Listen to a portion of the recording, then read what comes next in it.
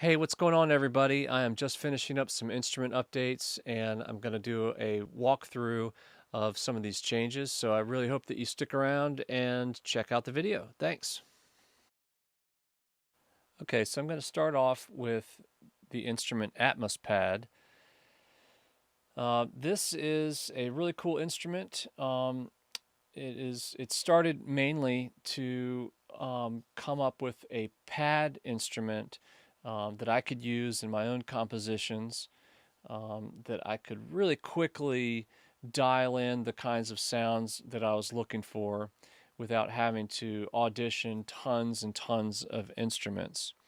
Um, but in the process of creating the instrument, I really found that it has just become a really, really flexible instrument. It does a lot more than just a pad. I think the pad sounds are really good. Um, they're the kind of pads that I typically go to, which are usually kind of mellow and lush. So, but there is, like I said, there's a lot of variety here. So, what prompted this update, though, was really more about the GUI. Okay, so if you take a look at the previous version, let's see here. Um, this started with, if you can see this background image here that I got off of Unsplash. I cannot remember the photographer. I'll have to find that and put that in the um, description. But anyway, it started. The image. I really like that. And I have gone through some different phases of the design of this instrument. It started out pretty sparse, and that image in the background. Now it's a little bit more of a transparency, but originally it was pretty prominent. And anyway, as I developed the instrument more, I just kept adding more controls and more knobs, and next thing you know, the interface just started to feel really cluttered and just not as clean as I would like. Right away, I think that it's pretty obvious that this um, interface is much cleaner. All of the controls have been moved to just one row on the bottom. They're a little bit closer together, but it's still a lot cleaner. As far as color scheme, there's just less going on. There's a little bit of a gradient from this upper left corner to the lower right. I originally did just a black and white, and it just felt like it needed some color. So there you go. Anyway, yeah, there are four sound modules. There's this chime, which is a little bit more like an electric piano tone bar kind of thing versus like a wind chime or a tubular bell chime. Air is reminiscent of like a woodwind type instrument. Bow, um, similar to a bowed instrument, but it's really coming from a reversed sample. Let's see if we can take a look at that real quick before we get into what it sounds like. Um, so hang on, let me resize this a little bit. That is group 3, and we can look at the wave editor for that sample. And so, yeah, it's fairly uniform as far as the volume of the sample, but it does start and play in reverse. Gives it a little bit of, I thought, kind of a bowing characteristic. Lastly, and this is Kontakt 6 only, is that there is a wavetable option, and so that fourth sample is actually a wavetable, and if you go to that source module, yes, if we go to the source module, Wavetable is an option and is selected for this particular group. So 4 groups triggering 4 independent zones in non-contact terms, 4 samples. So each of these sound modules has its own unique characteristic. Okay, so let's see what this sounds like a little bit. If we go to Chime, the first thing you'll notice is that there are a couple of controls that are only available during the wavetable, and that's position and form. But if we go to Chime, let's see what we've got going on here.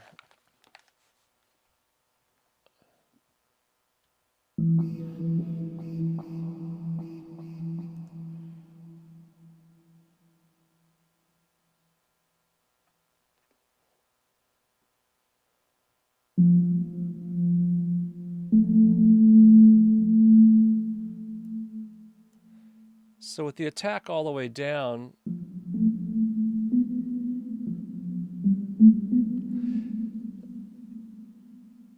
there's a fairly decent attack, and you could actually have a fairly percussive sound.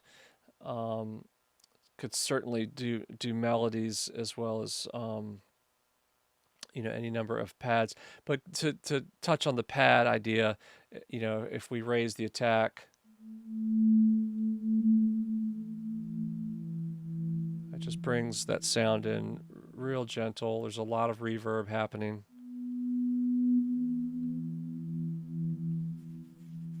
And I'll just quickly go through some of these parameters. Of course, delay is going to be a wet-dry signal. And then this is the delay time.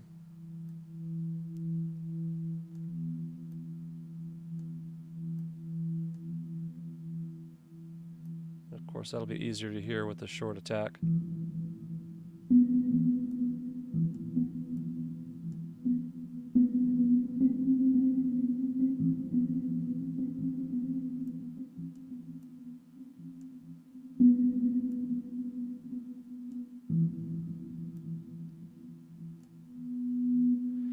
There's a high pass and low pass filter. Talk is formant control.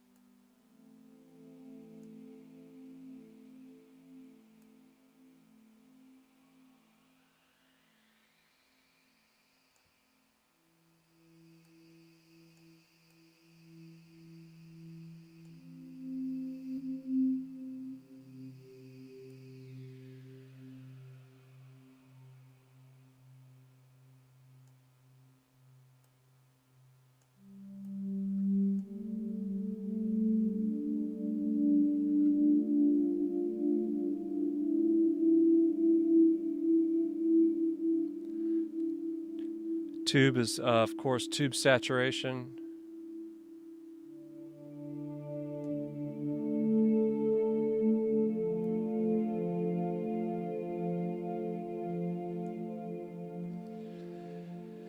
Talk formant is set up to be controlled with the mod wheel.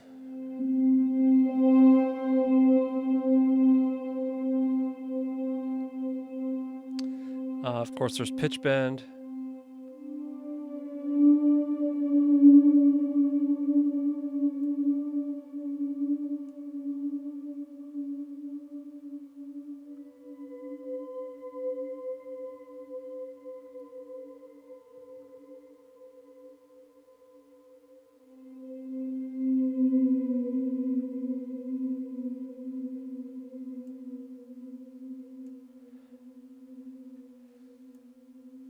And then each sound module has a built-in step modulator.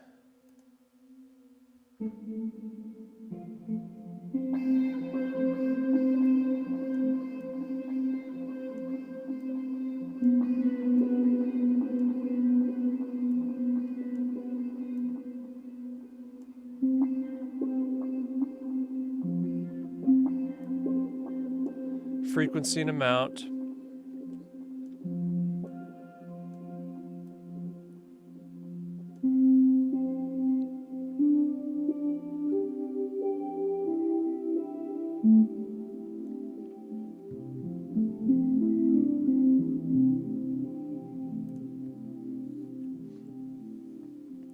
All these controls will be the same for each sound.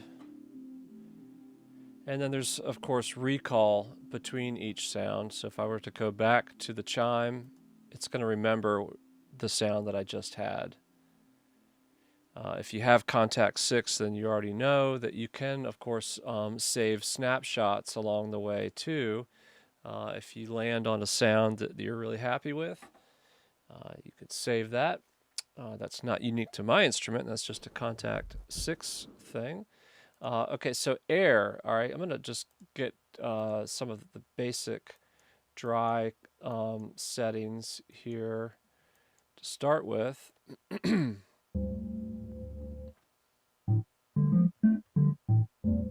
Again, it's a pretty decent attack.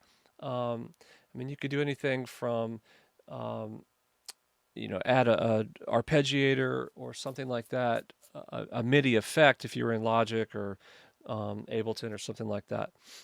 But with the built-in step modulator, that attack is pretty nice.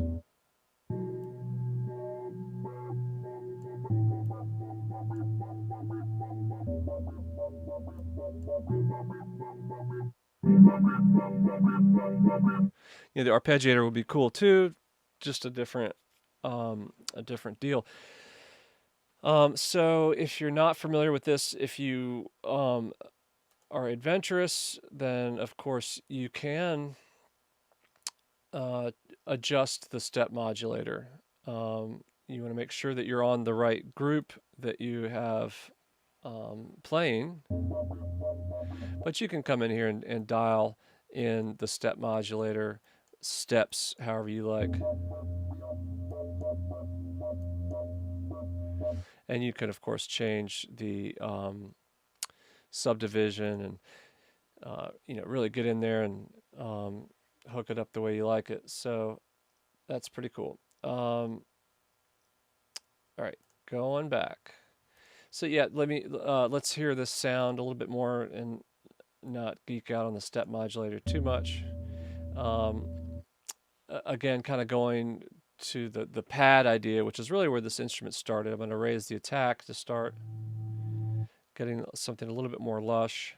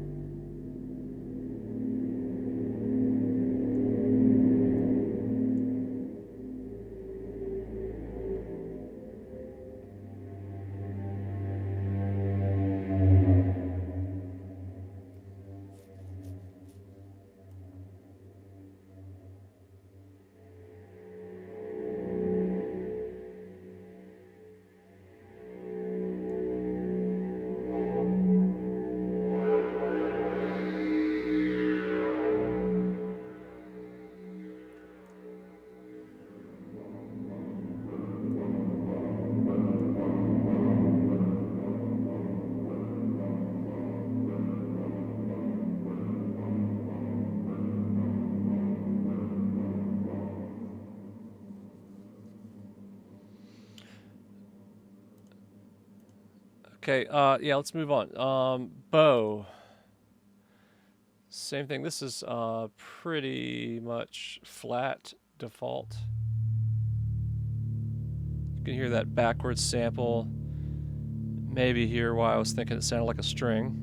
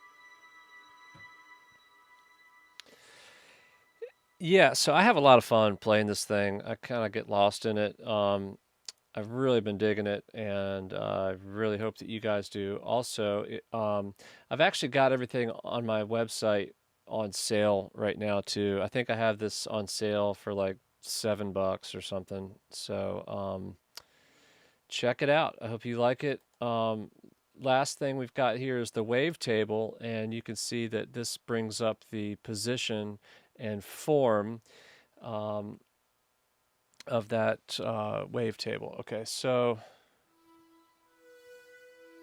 very different sound to start here. Let's check out what kind of attack it has without any reverb or delay. I mean, that's just pretty angry sounding. But this position and form really alter, I don't know how to explain it, but where this wavetable is going to be played. I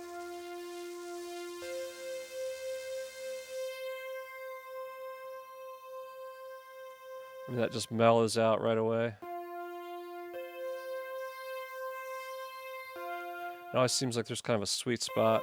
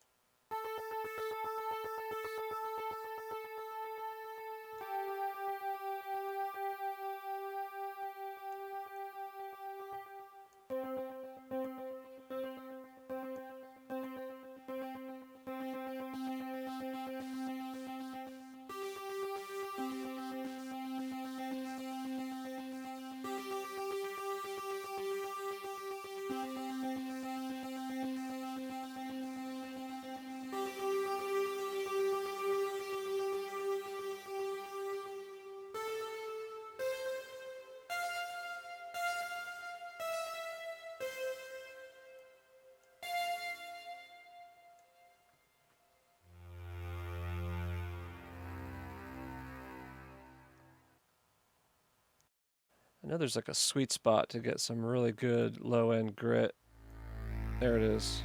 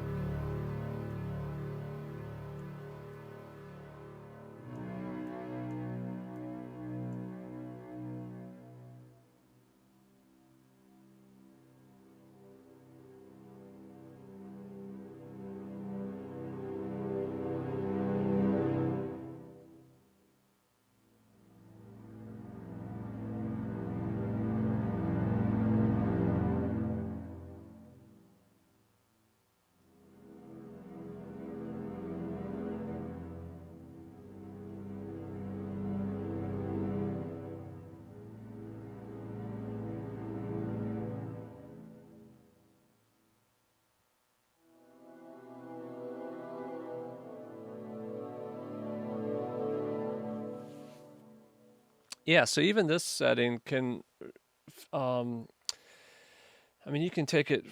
This is a very soft sound,